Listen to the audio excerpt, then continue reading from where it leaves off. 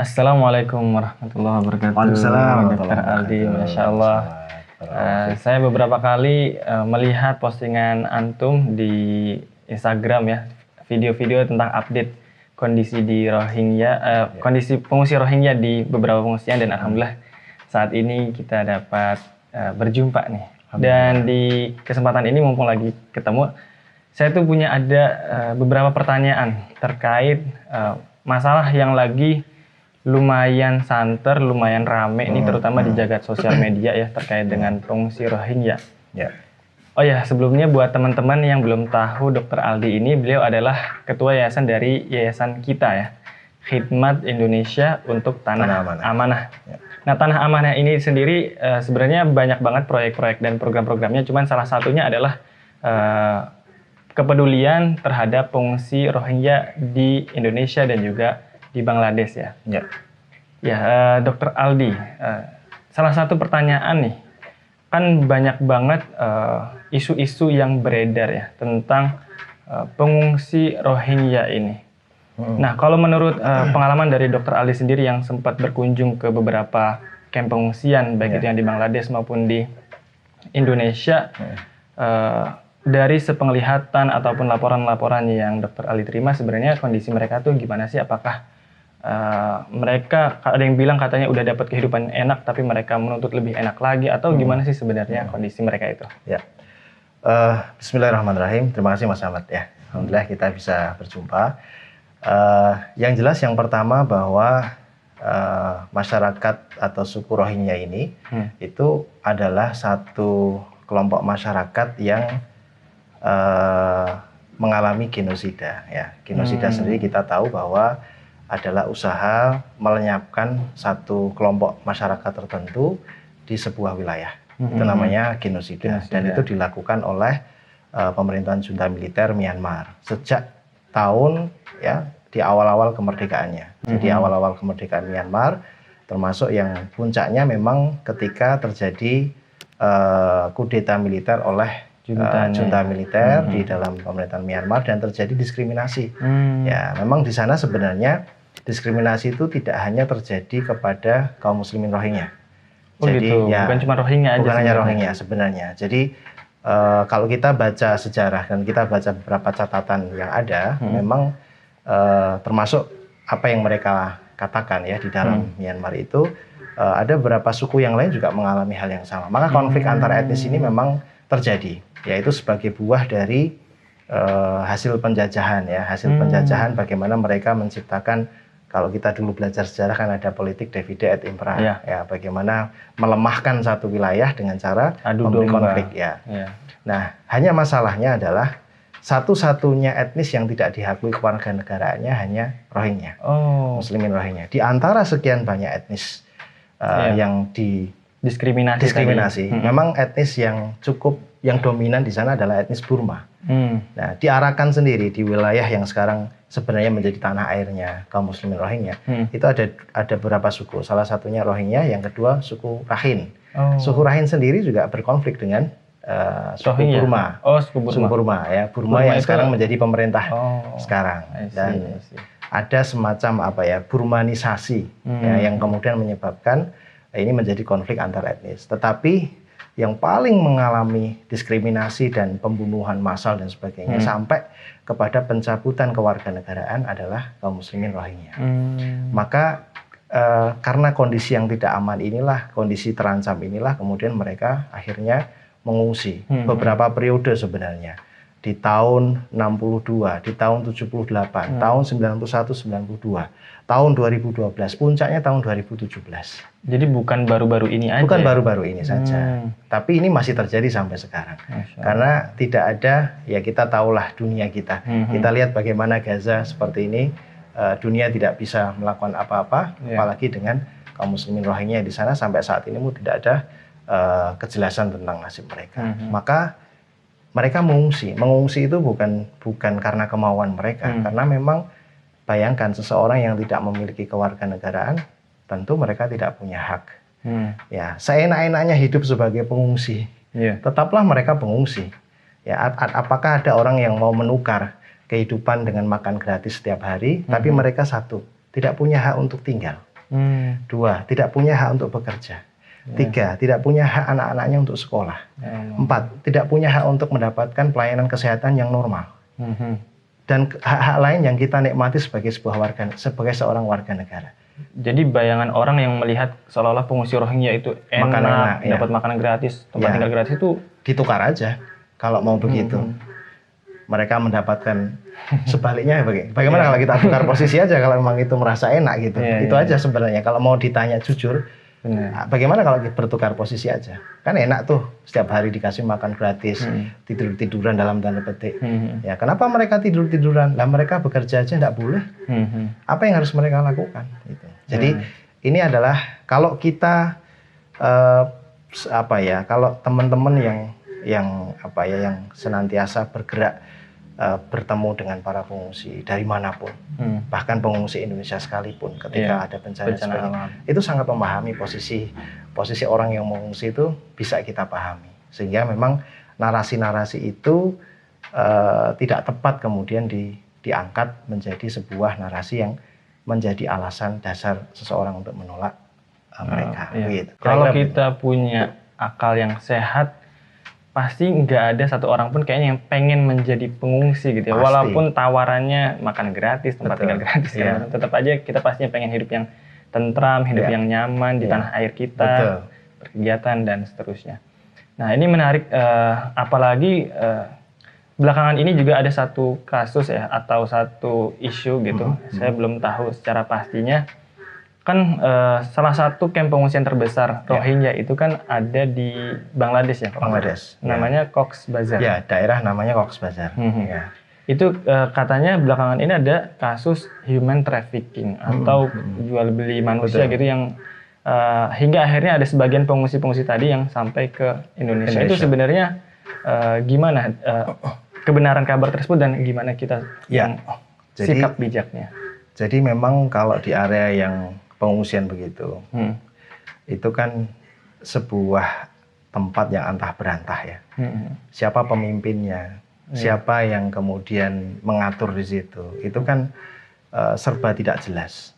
Ya, Bangladesh sendiri sebagai negara juga menjadi berat ya, kemudian mengelola sekian juta orang itu, dan mereka juga secara legal untuk kemudian nggak punya solusi juga untuk mereka itu, sehingga yang terjadi di dalam camp itu seperti siapa yang kuat dia yang menang, maka muncullah geng-geng di situ.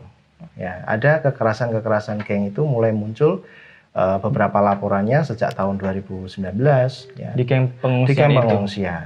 Terus kemudian ada juga perampokan, bahkan beberapa kali mitra kita di sana juga menyampaikan bahwa ada misalnya kebakaran tahunan gitu ya. Setiap tahun tuh ada saja yang kemudian dibakar. Sengaja memang gitu ya indikasinya memang ada kesengajaan. Kemudian tentu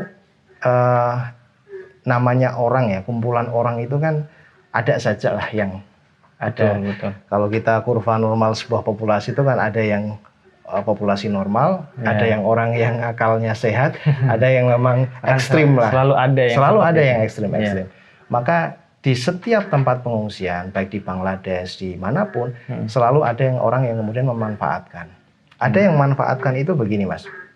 Misal, kalau kita sebut kata human trafficking, sebenarnya kan human trafficking itu, kalau sepaham saya ya, itu adalah bagaimana memanipulasi manusia untuk mendapatkan keuntungan ekonomi dari apa yang dia kerjakan. Misalnya menipu dia untuk bekerja, kita mendapatkan keuntungan.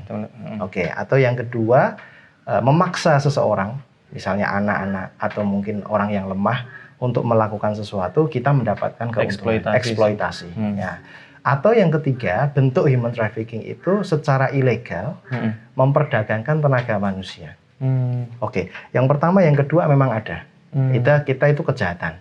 Artinya memaksa, menipu.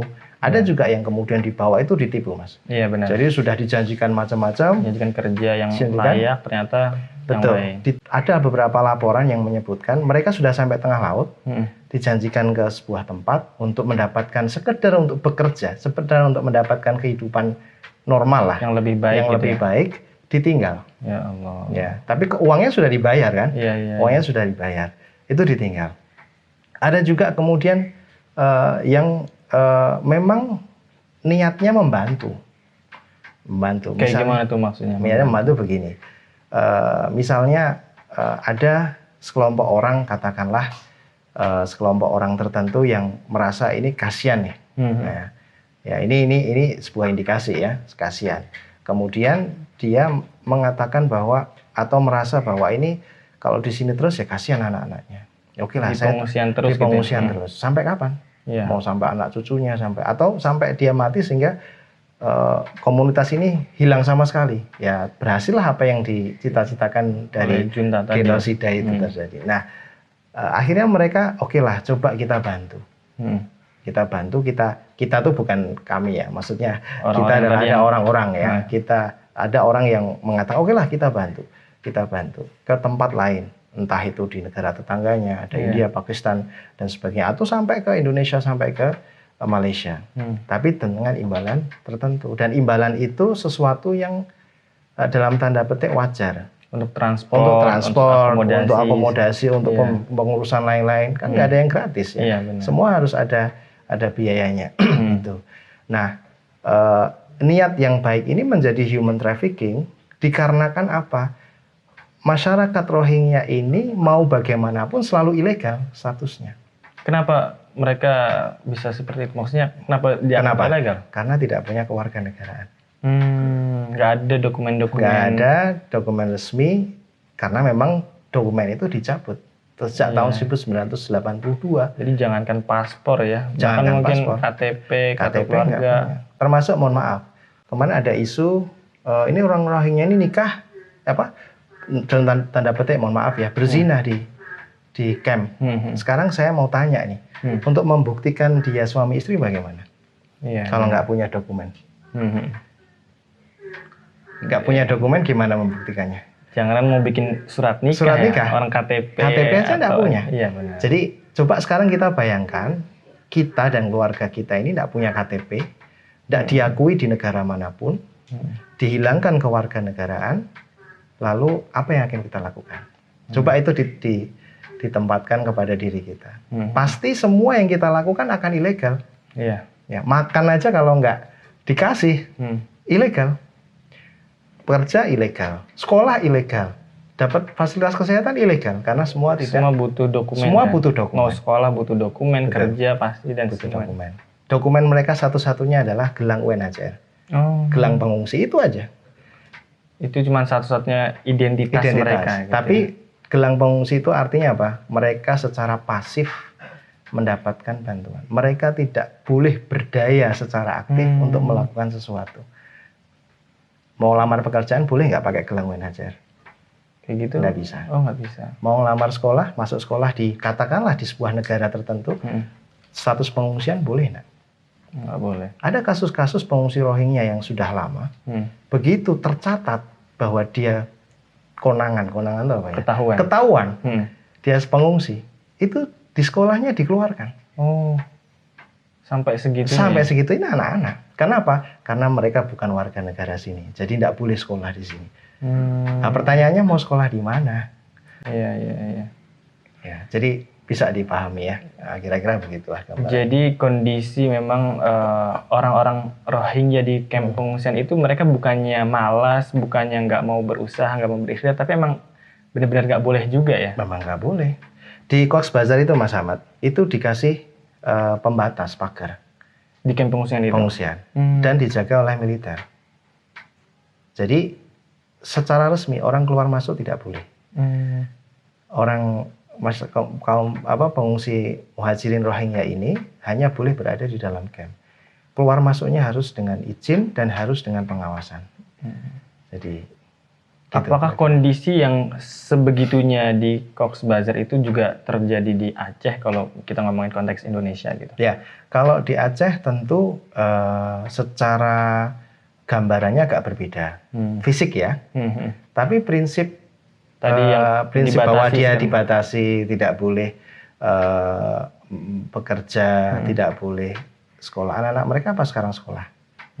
Sekarang pertanyaan kita, anak-anak yang ada di Aceh itu, anak-anak muhajirin Rohingya itu, dia dapat pendidikan dari mana? Apakah ada sekolah yang kemudian menerima anak-anak itu secara resmi?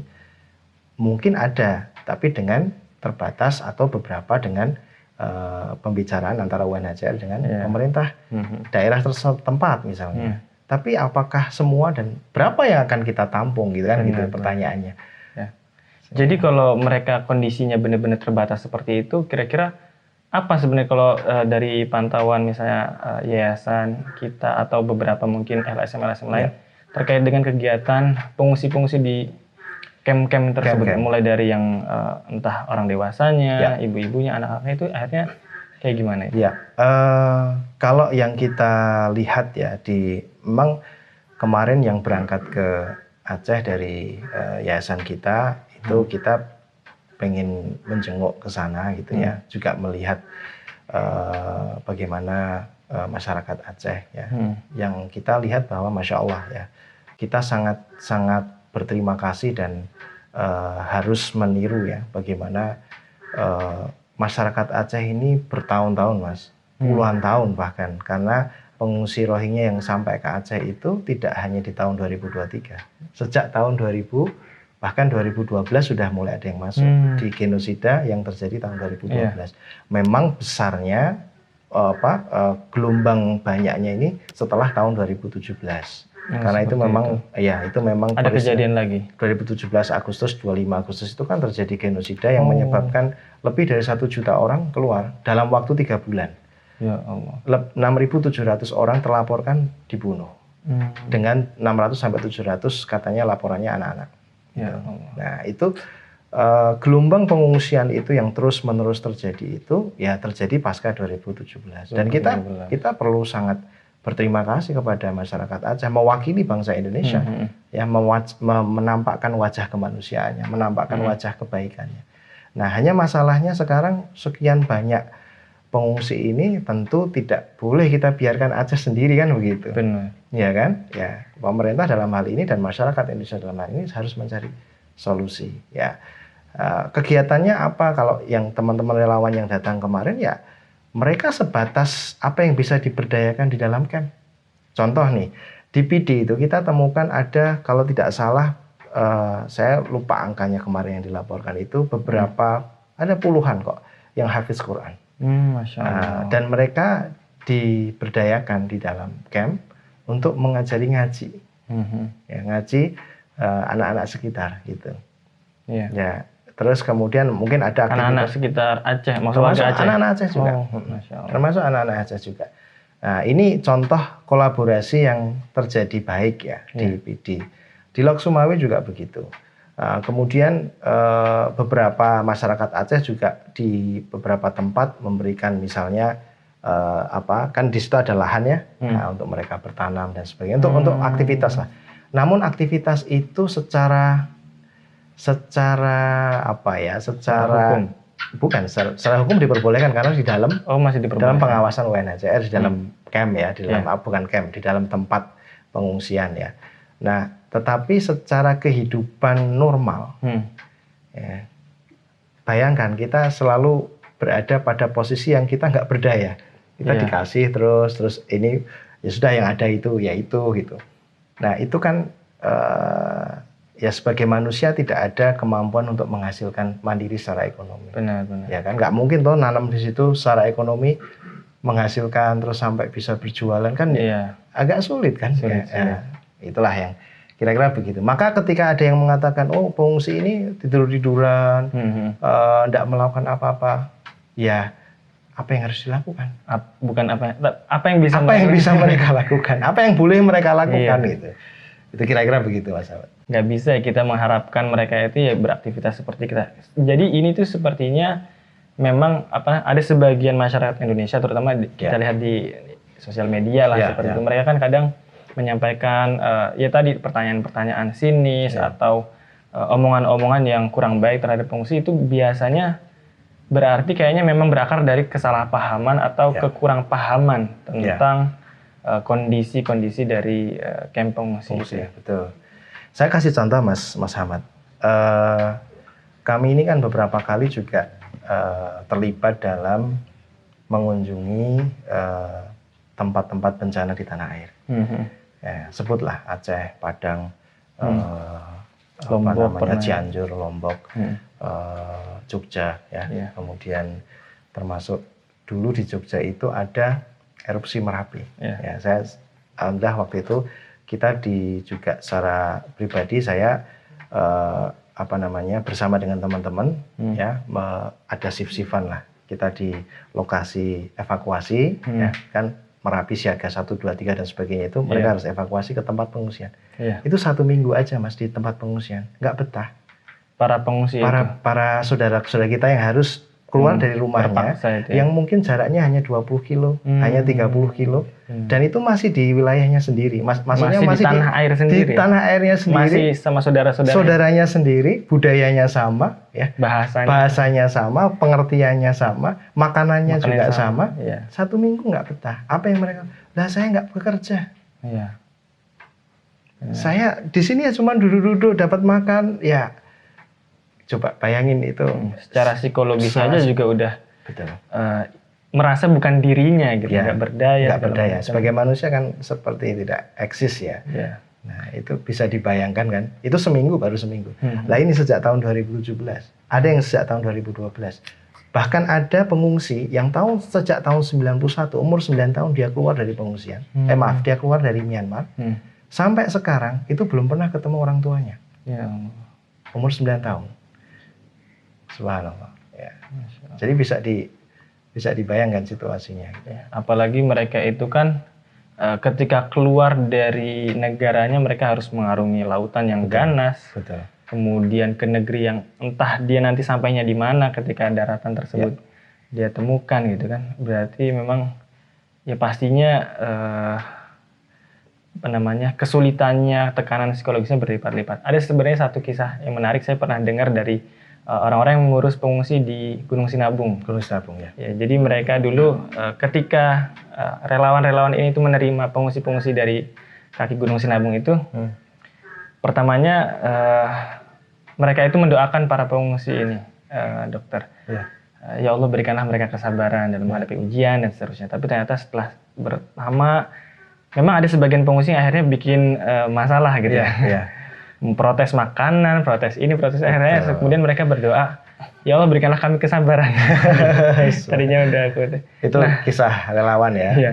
Nah itu gimana sih kalau misalnya masyarakat Aceh itu yang mereka tuh bertahun-tahun, apalagi di media sosial sebagian orang tuh ada yang mengaku sebagai saya warga Aceh tapi gini. Itu respon mereka dari awal hingga sekarang itu seperti apa kira-kira dokter? Ya. Baik warga secara umum maupun para tokoh-tokoh. Ya. Jadi memang kami secara barangkali tidak bisa memotret full ya. Tetapi kita dari beberapa kunjungan yang kita lakukan itu kita bisa mengatakan memang penolakan itu ada. Ya, penolakan itu ada dan itu sangat manusiawi, juga, ya? Sangat manusiawi. Ya, kita bayangkan aja, jangankan pengungsi, tetangga kita aja numpang di rumah kita 3 hari udah bikin repot kan gitu. Itu tetangga kita itu pasti itu ada penolakan terhadap. Tetapi masyarakat Aceh yang juga masih merasa ini harus ditolong dari sisi kemanusiaan, tidak mungkinlah mereka kemudian membiarkan orang-orang yang datang ini kemudian dikembalikan ke laut dan kita tutup mata apa yang terjadi di laut, terserah mereka mau mati kayak mau bagaimana tenggelam, itu nggak ada. Itu banyak juga yang masih mendukung, bahkan di beberapa titik yang kita lakukan itu ada kolaborasi. Ya, kayak tadi misalnya mulai ada interaksi pendidikan. Kemudian ada juga masyarakat Aceh yang kemudian diberdayakan cateringnya Mas Ahmad. Dari catering untuk suplai makanan. Betul. Jadi yang menyuplai makanan adalah masyarakat Aceh di sekitar, biayanya dari UNHCR, kemudian dibelikan setiap harinya, dipesankan untuk saudara-saudaranya. Mereka juga dapat keuntungan dari secara material, mereka mendapatkan manfaat. Tapi memang ketika kemudian gelombang ini terus-menerus, ya intinya masyarakat Aceh tidak boleh dibiarkan sendiri. Benar. Ini bukan tanggung jawab masyarakat Aceh saja. Ini adalah tanggung jawab kita sebagai bangsa yang sudah memang berazam dan berkomitmen sejak pendirian negara ini untuk ikut serta dalam ketertiban dunia. Betul. Ya kan, menghapuskan penjajahan. Ya Ya. itu sudah komitmen kita sebagai sebuah negara. Sebagai apalagi ditambah ukhuwah sebagai seorang Betul, ditambah muslim, sebagai mukmin. ukhuwah akidah kita mengajarkan demikian. Oh ya, ada satu isu juga yang cukup sempat dinarasikan di sosial media itu mengatakan bahwa para pengungsi Rohingya ini bukan orang Islam. Alasannya adalah mereka misal disuruh baca Al-Fatihah nggak bisa, atau ya rukun ditanyain rukun iman apa segala macam, mereka kebingungan seperti itu. Sebenarnya gimana sih realita di kamp pengungsian? Ya, Mas, apa namanya, tentang ini kan kita bisa, pernah nggak kita lihat sebuah video dulu waktu zamannya terjadi perang Suriah, ya 2011 ke belakang, itu ada anak-anak pengungsi Suriah yang Suriah ya ini, bumi Syam ya, Orang Arab ya. orang Arab, ya orang Arab, bumi Syam lagi, ya, yang jelas oleh Rasulullah didoakan kebaikannya. Itu disuruh baca surah pendek atau disuruh baca Al-Fatihah, saya lupa itu, nggak bisa mereka. Ini anak Syam, nggak bisa. Kenapa mereka nggak bisa? Satu, alasannya mungkin sebagian dari mereka nggak bisa. Tapi dari titik sebagian itu tidak mungkin kita kemudian mengeneralisir semuanya kemudian non-muslim. Betul. Bahkan yang tidak bisa pun, itu kita tidak bisa mengatakan mereka tidak muslim. Ya. Ya. Kalau syahadat katakanlah, oke lah syahadat misalnya dinarasikan ini syahadat tidak bisa gitu ya. Nah pertanyaannya adalah mereka ini paham nggak pertanyaannya? Iya. Suruh syahadat itu paham nggak bahasanya? Ini nggak ngerti juga. Nggak ngerti juga. Kita harus ngapain? Kalau kita sebagai orang yang kritis ya, orang yang ilmuwan itu kan skeptis ya. Ketika ada berita itu kita tanya bener nggak? Itu segala hal yang menyebabkan kemungkinan berita itu salah harus ditanyakan. Betul. Nah, benar nggak? Mereka paham nggak pertanyaannya? Yang kedua, mereka tahu nggak yang dimaksud dengan syahadat? Yang ketiga, yang ditanya betul-betul pengungsi Rohingya atau bukan? Betul. Karena mirip-mirip juga, ada orang-orang Bangladesh, ada orang-orang India yang kadang-kadang kita agak sulit ya membedakan itu. Terus yang ketiga, oke lah katakanlah itu betul, maka kita bisa memberikan penjelasan bahwa kaum muslimin Rohingya ini mengalami genosida itu puluhan tahun dan sistematis. Genosida itu tidak hanya ingin menghilangkan fisik, tapi juga akar sejarah, akar budaya, akar agama mereka. Salah satu buktinya adalah kaum muslimin Rohingya ini tidak memiliki Quran yang memiliki terjemah Rohingya. Karena memang tidak boleh mereka mengembangkan kebudayaan menulis itu mereka tidak boleh. Sangat dibatasi sekali. Sekolah formal mereka itu beberapa anak-anak yang kita temui itu mereka tidak boleh keluar dari wilayah Arakan sekolah itu. Dan itu hanya dibatasi sampai level pendidikan katakanlah waktu itu ada yang mengatakan setingkat pendidikan dasar kita. Bahkan di beberapa tahun berikutnya tidak boleh sama sekali mendapatkan pendidikan formal. Ya, sehingga laporan dari Paham yang masyarakat Aceh yang masuk ke masyarakat Rohingya yang masuk ke Aceh tahun 2012 itu 70% kalau tidak salah 70% lebih itu mereka buta huruf. Tidak bisa baca, tidak bisa tulis. Karena memang sistematis dibuat seperti itu. Nggak boleh berdaya secara akal bahkan. Betul. Itu kita bisa menjelaskan seperti itu. Tapi yang lain juga kita bisa menolak juga. Kita punya madrasah Al-Quran di kamp pengungsian. Hafiz Quran banyak sekali di sana. Kita punya Muhammad Ayub, Syekh Muhammad Ayub, Imam Madinah. Itu juga orang Rohingya yang diberi suaka oleh Arab Saudi. Ya. Kemudian kita punya kita punya kemarin yang kita video itu.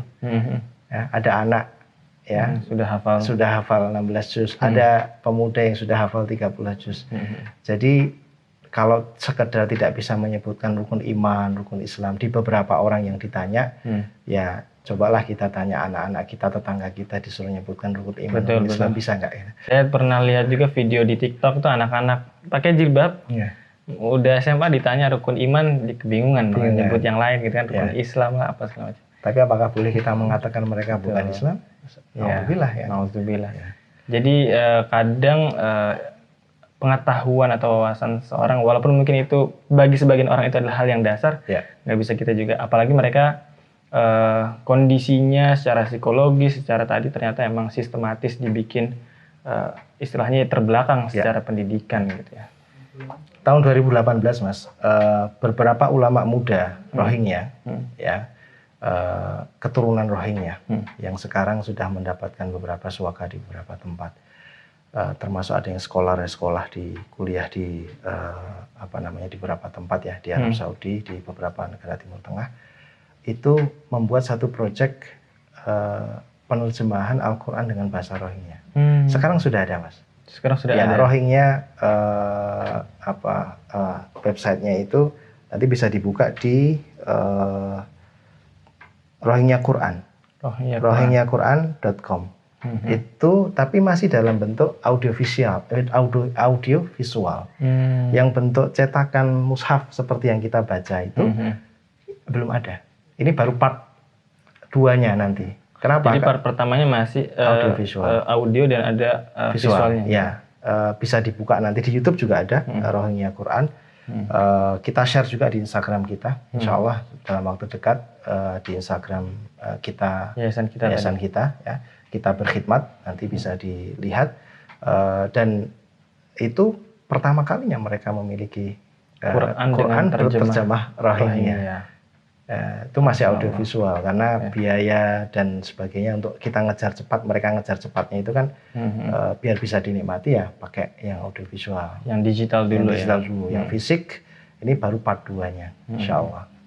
Masya Allah. Dan masyarakat Indonesia ikut membantu. Masya Allah. Masyarakat Indonesia ikut membantu, memberikan sumbangsihnya. Jazakumullah khair, ini sesuatu yang Insya Allah jadi amal jariah buat para muslimin yang ikut membantu. Jadi kalau kita lihat-lihat ya dari apa yang terjadi, maksudnya respon masyarakat Indonesia terhadap pengungsi Rohingya itu ternyata dalam tanda kutip nggak seburuk yang terlihat di sosial media. Ya, yang kita nilai begitu, yang kita simpulkan begitu.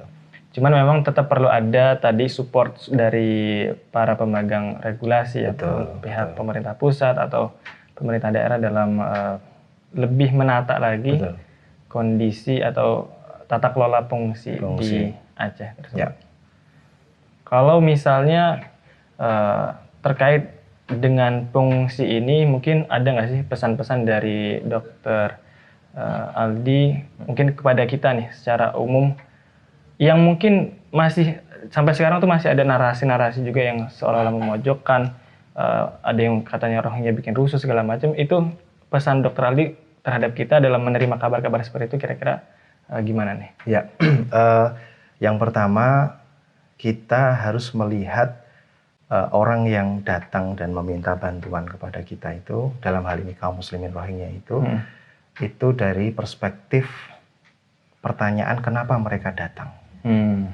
Ya, jauh-jauh di lautan ya dengan kondisi yang berbahaya, dengan ketidakjelasan nasib ya, bahkan mayoritas mereka adalah wanita dan anak-anak. Jangan lupa mayoritas dari mereka adalah wanita dan anak-anak. Jauh-jauh kalau mereka punya tanah, punya tempat tinggal, mereka nggak akan kok ke sini. Buktinya apa? Buktinya sejak tahun 1948 kan belum seramai ini. Ya, kenapa sekarang ramai? Karena memang ada proses genosida yang terjadi, dan puncaknya memang 2017 itu yang dilakukan oleh pemerintahan Myanmar itu. Jadi yang pertama kita harus melihat itu dari itu satu. Yang kedua kita harus melihat mereka sebagai manusia. Ya, manusia yang memang harus dibantu. Betul. Ya, sebenarnya ada 3 solusi untuk pengungsi Rohingya ini. Yang 3 solusi ini alternatif, akan menunjukkan kita tinggal memilih, kita sebagai sebuah bangsa yang beradab insya Allah, bangsa Indonesia yang kita cintai bersama ini, kita mau memilih menjadi bangsa yang seperti apa. Yang satu, mengembalikan mereka ke tanah airnya, ke Arakan, ke tempat mereka seharusnya berada dan hak mereka ada di sana. Tapi dengan jaminan keamanan dan keselamatan. Jangan sampai pulang tapi ternyata justru menyerahkan nyawa ke mereka, Iya. nyawa mereka kepada opresor kan, kepada Betul. orang yang melakukan, pihak yang melakukan Penindasan tadi. penindasan. Ya, maka ini ASEAN nih, Myanmar kan bagian dari ASEAN. Iya. Ini, jadi mengembalikan mereka ke negaranya dengan kehormatan dan keselamatan. Iya. Kalau tidak bisa, pilihan kedua, ini kalau tidak bisa, ini ideal paling ideal. Kalau tidak bisa, mau tidak mau kita harus membantu. Nah, harus membantu, menerima. Gelombang ini harus kita terima, harus kita bantu. Karena apa? Pilihan ketiganya apa? Kita tolak. Iya. Kalau kita tolak itu sama dengan kita menutup mata, kita membiarkan, bahkan bisa dikatakan kita membunuh mereka. Iya. Nah, dari 3 pilihan ini kita mau jadi yang mana? Tentu yang 3 ini nggak mau kan kita. Iya. Kita nggak mau menjadi bangsa sebagai yang seorang manusia dan sebagai seorang muslim. betul. Gitu. Nah, jadi sebagai manusia kita harus melihat mereka sebagai manusia. Yang ketiga, sebagai seorang muslim bagi yang muslim, maka ikatan akidah ini tiada tara. Artinya ini ikatan yang loyalitas kita kepada sesama muslim itu perintah Quran. Betul. Ya, itu dijamin oleh undang-undang, itu dijamin oleh Pancasila kita untuk mempraktekkan kita sebagai seorang muslim. Maka ini 3 ini yang harus kita lihat. Kalau misalnya ya orang yang kita bantu kok nggak beradab dan sebagainya, saran saya sih bisa dilihat di surat Al-Baqarah 263. Mungkin antum tahu ya. Nanti gimana itu? 263. Ya, saya nggak hafal. Nah, saya bukan ustaznya, antum yang ustaznya di sini. Nanti bisa dilihat di Al-Baqarah 263. Ya, intinya adalah perkataan yang baik dan memaafkan orang yang kita tolong. Itu jauh lebih baik daripada kita menolong dengan kata-kata yang menyakitkan. Betul. Iya.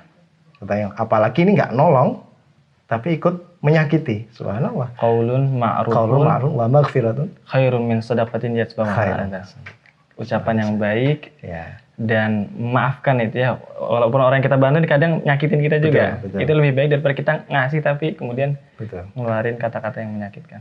Ternyata jadi ansor tuh nggak mudah ya, Mas. Iya, ternyata. Jadi orang yang menolong tuh tidak mudah. Masya Allah.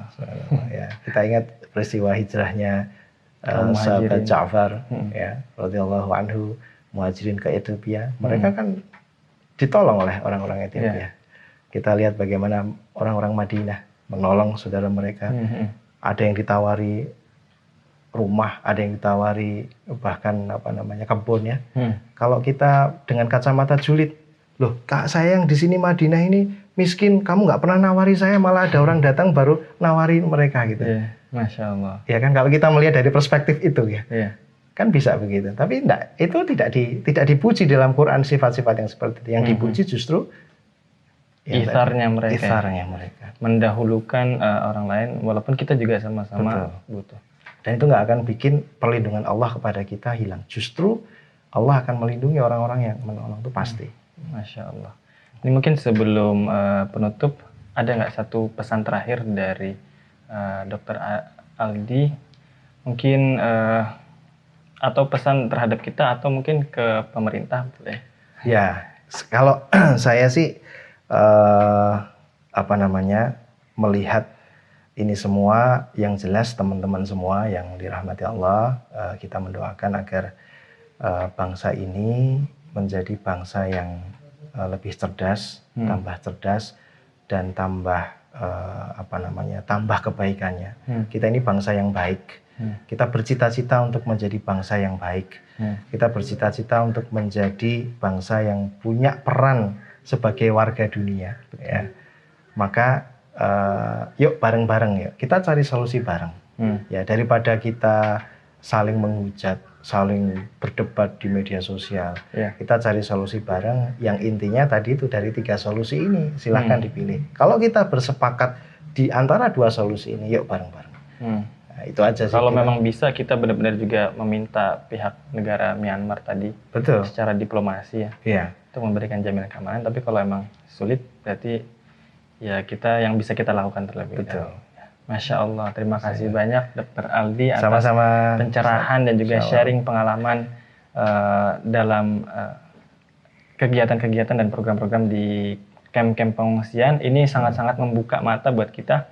Apalagi yang kita ini cuman tahu berita tuh dari sosial media aja gitu. Dengan cerita dari Dr. Aldi ini sangat-sangat membuka mata kita, membuka wawasan kita, dan semoga juga membuka hati kita dalam menyikapi saudara-saudara kita yang terzolimi, yang terpaksa ya, bukan keinginan mereka tapi terpaksa untuk hijrah ke tanah kita, tanah yang juga sebenarnya bukan mereka harapkan, mereka pastinya ingin tinggal di tanah air mereka sendiri.